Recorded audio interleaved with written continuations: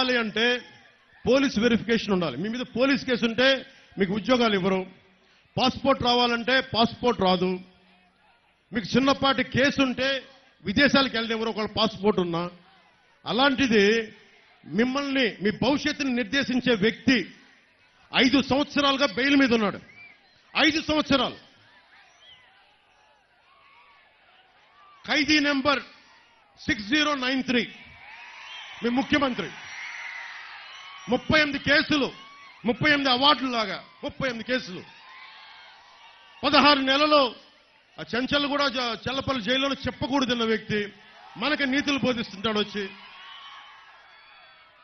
ప్రతి జగన్ బతికి ఎలాంటిదంటే ప్రతి శుక్రవారం రాగానే వణుకొస్తా ఉంటది, ఈ రోజు ఎలా ఎగ్గొట్టాలి అని.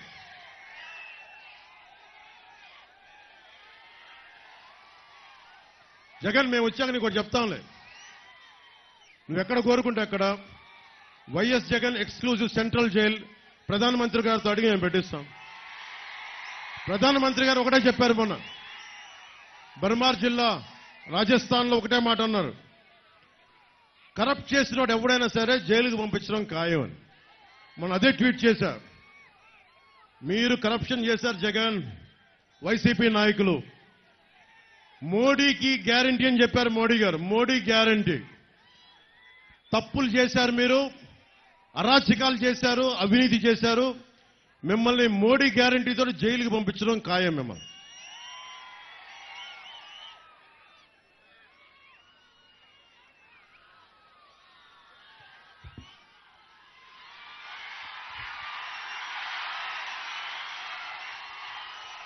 బాగున్నా. ముఖ్యంగా నా పచ్చబొట్లు పెట్టుకున్న అభిమానులకి మీ అందరికీ ప్రతిసారి రాజమండ్రి వచ్చినప్పుడల్లా, తూర్పుగోదావరి జిల్లా వచ్చినప్పుడల్లా గుండెల్లో నా పచ్చబొట్టు పెట్టుకొని నాకు నిజంగా అంత అర్హత లేదనుకుంటాను. సో మనస్ఫూర్తిగా మీ అందరికీ ఇంకో ధన్యవాదాలు. ఒకటే చెప్తా ఉన్నా అందరి అభిమానులందరికీ, ఇక్కడ